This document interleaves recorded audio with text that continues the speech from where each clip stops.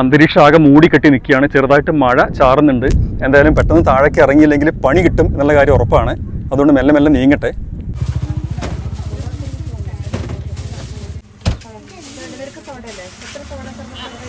കൊല്ലങ്കോട് വാമല പല്ലാവൂർ സുബ്രഹ്മണ്യ സ്വാമി ക്ഷേത്രത്തിലേക്ക് പോകുന്ന വഴിയാണ്.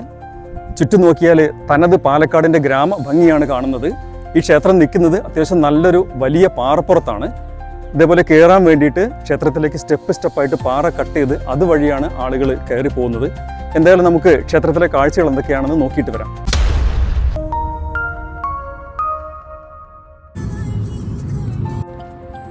പാലക്കാട് നഗരത്തിൽ നിന്ന് കൊടുവായൂർ ഭാഗത്തേക്ക് 20 കിലോമീറ്റർ യാത്ര ചെയ്താൽ അരമണിക്കൂർ കൊണ്ട് കരുവോട്ട് കുന്നിൻ്റെ താഴ്വരയിലെത്താം.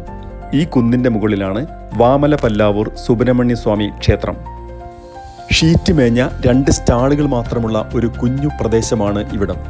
ഈ പ്രദേശം ഒരു വിനോദസഞ്ചാര കേന്ദ്രമായി വളർന്നു വരുന്ന ഭാവമൊന്നും നാടിനോ നാട്ടുകാർക്കോ ഇല്ല. ഒതുക്കുകല്ലുകൾ കൊത്തിവെച്ച ഈ ചെരുവിലൂടെ ആർക്കും ഇവിടെ അനായാസമായി 10 മിനിറ്റ് കൊണ്ട് എത്തിച്ചേരാൻ കഴിയും. ഇതിനെ മലകയറ്റമെന്നോ ട്രെക്കിംഗ് എന്നോ വിളിക്കാൻ സാധിക്കില്ല തന്നെ. നെല്ലിയാമ്പതിയിലെ പോലെ ഈ ഒറ്റ മരമാണ് ഈ കുന്നിൻ്റെ ഐശ്വര്യം എന്ന് ഇവിടെ എത്തിച്ചേരുന്നവർക്കൊക്കെ തോന്നിപ്പോകും. മരത്തിൻ്റെ താഴെയായിട്ട് സ്തൂപം പോലെ എന്തോ പ്രതിഷ്ഠിച്ചിട്ടുണ്ട്.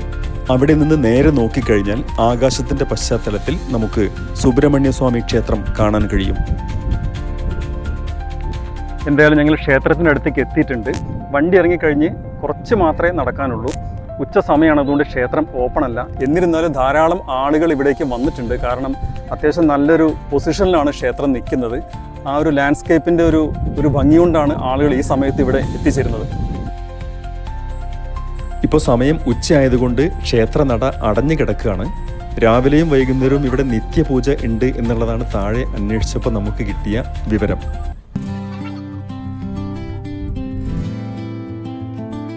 അപ്പോൾ ഇതാണ് മേലേക്ക് കയറി വരുമ്പോൾ നമുക്ക് കിട്ടുന്ന ഒരു കാഴ്ച. ഇങ്ങനെ മേലോട്ട് കയറി വന്ന് ചുറ്റും കറങ്ങി നോക്കുമ്പോൾ നമുക്ക് കിട്ടുന്നത് ഏകദേശം വാഗമണ്ണിലെ കുരിശുമല കയറി വരുമ്പോൾ നമുക്ക് കിട്ടുന്ന അതേ ഒരു ഫീലാണ്. അത്രയ്ക്ക് അങ്ങോട്ട് കയറാനൊന്നും ഇല്ലെങ്കിലും ഏകദേശം ആ ഒരു ഫീലാണ് നമുക്ക് ഇവിടെ കിട്ടുന്നത്. ക്ഷേത്രത്തിൻ്റെ ചുറ്റും ചെറുതായിട്ടൊന്ന് കറങ്ങി നോക്കാം. ചെറിയ ഒരു പ്രദക്ഷിണ വഴിയൊക്കെ കാണുന്നുണ്ട്. മെല്ലെ മെല്ലെ അങ്ങനെ നടന്നു നോക്കാം.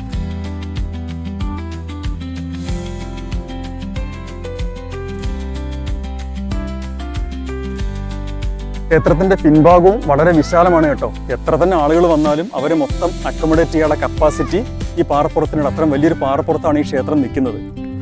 കുറച്ച് നേരമായിട്ട് ആകാശം ഇരുണ്ട് കിടക്കുകയായിരുന്നു. അത് മഴയായിട്ട് പെയ്തപ്പോൾ കുറച്ച് പേരൊക്കെ കൊട നിവർത്തി അതിൻ്റെ താഴെ അഭയം പ്രാപിച്ചു. വേറെ ചിലരാണെങ്കിൽ ചെറിയ കൂടാരങ്ങളുടെ ഇറയത്ത് കയറി നിന്നു. അതിനും പറ്റാത്തവരാണെങ്കിൽ പതുക്കെ താഴോട്ട് ഇറങ്ങാൻ തുടങ്ങി. ചുറ്റുമുള്ള പച്ച പിടിച്ച വയലുകളുടെ കാഴ്ചയാണ്. നല്ലൊരു മഴ പെയ്തു തോർന്നു. അപ്പോൾ ചെറിയൊരു കൂടാരത്തിൽ ഒളിച്ചിരിക്കേണ്ടി വന്നു. എന്തായാലും മഴയൊക്കെ മാറി അപ്പുറത്തെ മലമുകളിൽ വെയിലൊക്കെ ഉദിച്ചു തുടങ്ങി കേട്ടോ. അപ്പുറത്ത് ഹനുമാന്റെ പാദം എന്ന് എഴുതി വെച്ചൊരു പാറയുണ്ട് കേട്ടോ. നമുക്ക് അവിടെ നിന്ന് പോയി നോക്കാം.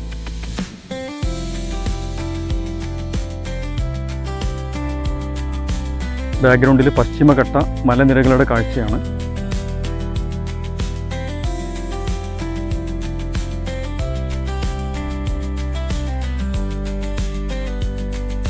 ഹനുമാന്റെ പാദം എന്നൊക്കെ പറയുന്ന സംഗതി ഇതാണ്.